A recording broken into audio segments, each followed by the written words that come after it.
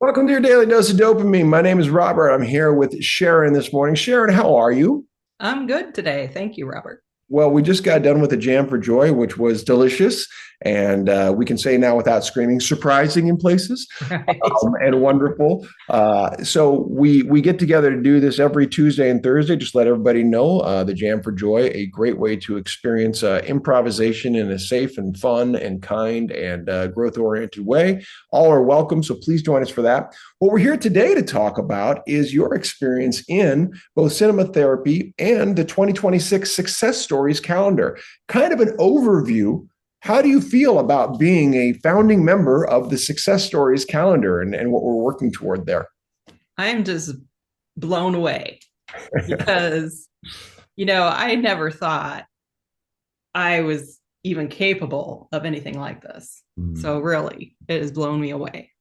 And when we talk about what she's capable of, let's go ahead and take a look at the page right here. This is on our website, Yes and Exercise. If you look under success stories, you'll see exposure amongst others. And there it is. This is a story, as we see, a novella in progress, developed in our cinema therapy program, written by Sharon K. Comstock. And it's the title is Exposure Survival Demands a Witness. And we encourage everybody to go and read about Chrissy's journey and then read about Sharon's journey too, which we're going to talk more about as we go forward today. Part of that was you did this within one of our cinema therapy courses, Fielding Your Dreams, based on the 1989 classic with Kevin Costner and James Earl Jones and others. When you decided to say yes to this class, your initial feeling was one of kind of trepidation, or Oh, maybe you very can much describe so. it, right? I Yes. mean, like Field of Dreams, you're like, I don't know what's really so special about this film, right? That was kind of your. Right. I just didn't get it. I didn't get it. I watched it again and I'm like going, I just don't get it. It's such a good and kind note that you offered because I think there's a lot of people about not just that film, but a lot of films where we'll look at them and say, yeah, it was okay. And Hmm. what we try to do in cinema therapy is say there's actually more going on here than you see. And if you're willing to do the work and hang out with us in what we hope is a fun and working environment, you're going to find it not just in the film but in you. You're going to realize that film is actually calling out things that you don't see if you're kind of watching it on a surface level, which there's nothing wrong with doing. I just, as someone who is a filmmaker and someone who studied this for decades and know the hero's journey pretty well, say, I Hmm. sure love for you to see more. And again, not only did you see more in the film, but you saw more in Oh, your. I sure did. I mean, just looking at every scene the way we did and breaking it down to what it was that was happening. I mean, it moves a lot slower where I could just like, oh, and take it in, and just like feel what is going on with a person. What is it they're feeling? Yeah, What would I feel if I right. was in their shoes? That kind of feeling is, I mean, just to be connected in some way to the movie, where before I was like, oh, well, baseball. And you're not wrong. That is part of it. However, like you said, you have to engage differently, and that's what we do. So we're going to engage in Mhm. a scene today that you selected one of your favorites from this. As we broke down, we put all films against the hero's journey. Right. This scene is the approach to the inmost cave, actually, for in the Oh, hero's journey, wow. stage 7. And this is when Ray Kinsella, Kevin Costner's character, has kidnapped James Earl Jones's character, Terrence Mann, Mhm. take him to a ball game. He can't really explain why, but he has to take him to a game at Fenway Park because there are some voices in the corn calling to him. I mean, if that doesn't sound Right. nuts. But I really need you, this reclusive, famous, incredibly famous author, he kidnaps him and somehow gets him to go along with him to a baseball game. And well, here's what happens. Let's take a look together. Mhm.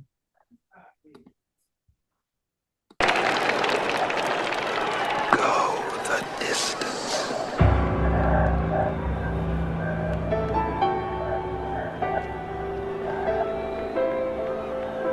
Go the distance.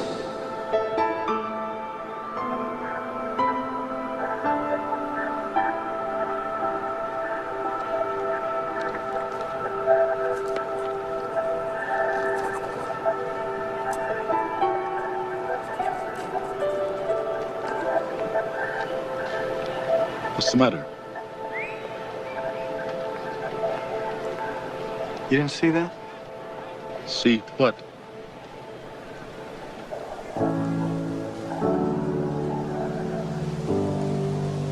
I'm sorry, I guess you didn't have to be here.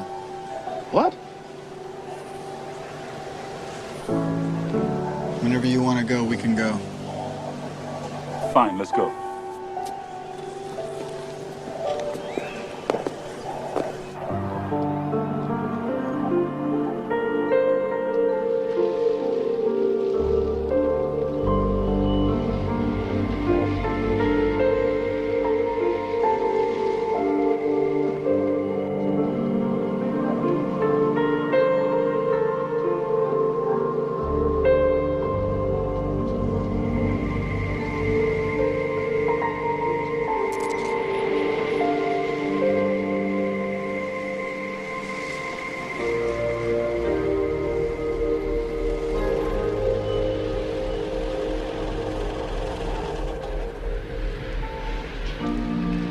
What is it you're not telling me?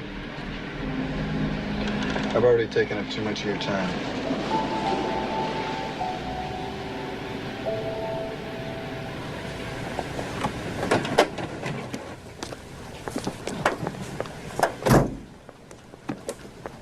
I wish I had your passion, Ray. Misdirected though it might be, it is still a passion. I used to feel that way about things, but... You got another message, didn't you? You think I'm crazy? I already think you're crazy. What did it say? It said the man's done enough. Leave him alone.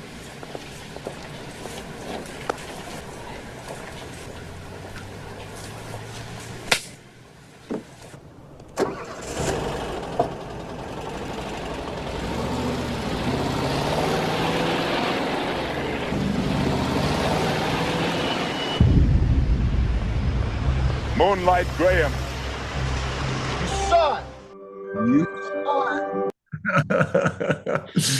There it is. So why does that scene strike you in such a way? Why did you choose that scene?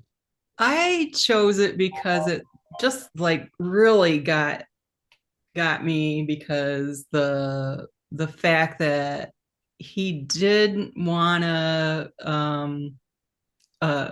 Terrence Mann didn't want to crush him, but he just said, he asked him the question, what'd you see? And that fact that Ray wasn't ready to say that, okay, you didn't see it, that's okay, I'm done with you because you didn't see it. Yeah. But it's still kind of, when he finally said, Graham, that was like, yeah, he saw it. And he was just testing, he was kind of testing Ray with his, how far would he go with it? Yeah.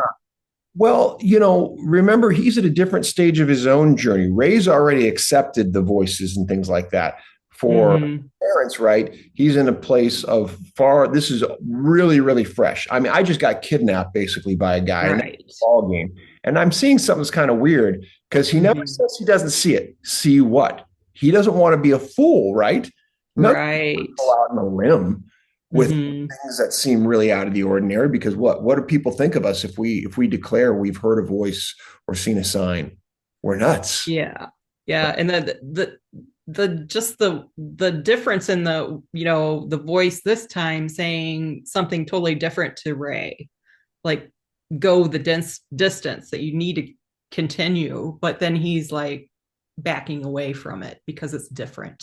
I think that's what scared him more, was it's telling me something different now. Yeah, it is something different, and again, Ray is at a different level of acceptance too. I mean, this feeling of, oh geez, did I misinterpret the sign? Maybe there's some shame on his part going, I did all this. I mean, I got my second sign, but I didn't need to involve this, Terrence. I mean, he's feeling maybe some guilt about that because got what he needed, but hey, you didn't see it. So let's just, I mean, that great look. Right. Well, he didn't, fess up to it until Ray was ready to quit.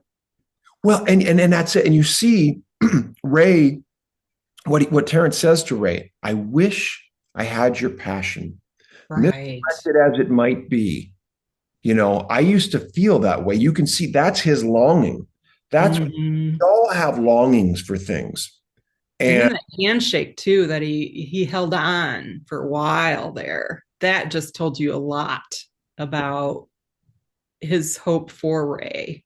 yeah, his hope for Ray and his hope for himself. If there's Hmm. not something for the person, I mean, no one is completely altruistic, right? I mean, even when we give, it's not wrong to wish for something to be in it for us, right? It's not, just to make us completely transactionary. We give, we feel, and yeah, I mean, it might be, we want the acknowledgement of, that we were part of something, of helping someone else out. That's still wanting something, right? Right, right.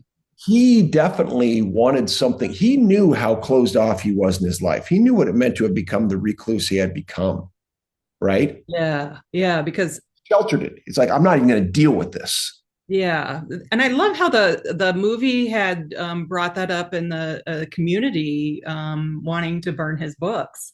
Yeah. And that was like so big because you're like going, oh my God, this guy is like really change and change in the way the society was at the time. He had And done something great and they wanted to destroy his legacy. right. And he was just kind of done with it. He's like, I can't fight you people anymore. You know? Yeah. And so And it I just, goes for many people yeah, who are change bringers, right? that just kind of that foreshadowing, of that coming through to when he met him first. I'm sorry I'm getting off that, but it all comes to where they come together and actually know what they need to do Yeah. at this scene. Yep, that's right. And we see different kinds of coming together, right? I mean, Mhm. Annie and Karen come together for Right, right, right. here comes, I mean, in another sense, Shoeless Joe brings the ball players together. They come Mhm. together. Now he gets Terrence, and the town of Chisholm comes together. Right, Right? yeah. There's all, and then all at the ball field, everybody comes together. Right. And everybody has their little role they're playing too. I mean, everybody has that piece in the whole picture that just it wouldn't work without that, Nope, you and know? that's it, right? That's what I love about it. Well, and we see, if we minimize this or only see it on the surface level, we think of it as a single guy hearing a voice. We miss everything you just said. The Hmm. communal Yeah. act this You took. totally missed that because I know I missed all of that before. And it's not, and this is the great thing about looking back in this way. The movie didn't change. You changed, Sharon. Right. Right? That's enlightening and it's really makes you grow for what you're observing in your own life and what it is that you can change to make relationships better or even if they're not something that can be better, what you can do to protect yourself from that relationship or you know uh self-care is one big thing too, so Yeah, it, make it yourself. really is all in engulfing in the whole way that somebody uh feels about themselves and other people, and it's just so much bigger than the movie really was. Joseph Campbell teaches us that in the hero healing him, her, themself, they heal the world. And so it goes with this, and so it goes with your story. Let's go back to it right now and talk about exposure. Because in exposure, we've got this character, Chrissy Jorgensen, and we meet her in a state where her world is completely flipped. She questions reality based on what is going on. There's a piece of her that thinks something has happened in terms of exposure to generational poison in these farms that she's lived in. Right. But she is being gaslighted by her cousin, right? And Mm-hmm. has, Yes. has literally gotten Chrissy um, put away, right? Mhm. A residential treatment home to where she doesn't know which way is up. So tell Right. me about the importance of that and maybe what you've experienced and what you learned from Chrissy, because, this is not, you're not Chrissy. It's not, No, this is all however, fiction. but Chrissy taught you things, yes? Yeah. She really was, uh, when she came to reality, she really knew what it was that needed to be done. And she went after it. And she did have like stumbles here and there, or, roadblocks or whatever you would say they were, that would question her ability to do that, because she did have a lot of symptoms of Parkinson's, not quite knowing what they were, at the time. And then finally, I think she gets that reward of knowing that, yes, I do have this. And, finding out that she was the fourth generation to have it, not even knowing that her, mother, father, and her father and grandfather and grandmother, all that. She didn't know why they were acting. We all just thought, I mean, it was like a denial within the family that this was old age. This is all how it happens. And this is the So, broadly human part of your story, whether, yours happens to deal with, ultimately a Parkinson's uncovering. However, family secrets are universal. oh yeah.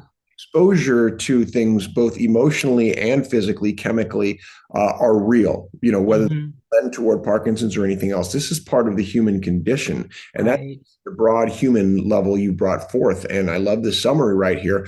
From poison orchards to chambers of power, Chrissy Mm-hmm. transforms from silenced patient into courageous exposer, turning personal suffering into living evidence and confronting a corruption that spans generations. That's so powerful, Sharon. Yeah. Yeah.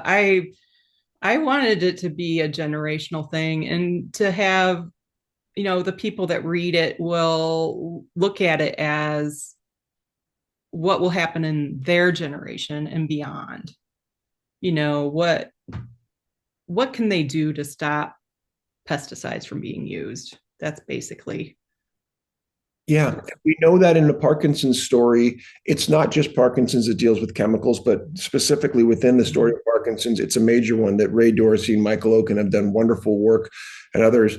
And yet we need to amplify their voices. And Right. you're doing that. You're And I amplifying. kind of wanted to put that in my ending there in my speech, right? And I was like thinking, maybe this is too much for people to handle. Maybe I mean, I didn't know if that would be appropriate or not. What's so good though is that, again, I just want to give people a timeline that I think we started that Field of Dreams class in May, maybe. Yeah, it was like around May. Yeah. So 6 months ago, you were, as you said here at the beginning, someone who could never imagine writing a story like this, who thought Field of Dreams was meh. And now you're Yeah. a person who not only knows she's a very good writer, but has written something that is going to yes and two of the most prominent researchers in the field to do good for not just yourself, but the Parkinson's community as a whole. You've done Mhm. this in an incredibly short period of time. I was growing through every class. I mean, I really had a lot of deep thought about what it was I wanted to do. I knew it had to be something with my, history, and not knowing that my family members had it, and that was a big thing. I'm like, why didn't we know?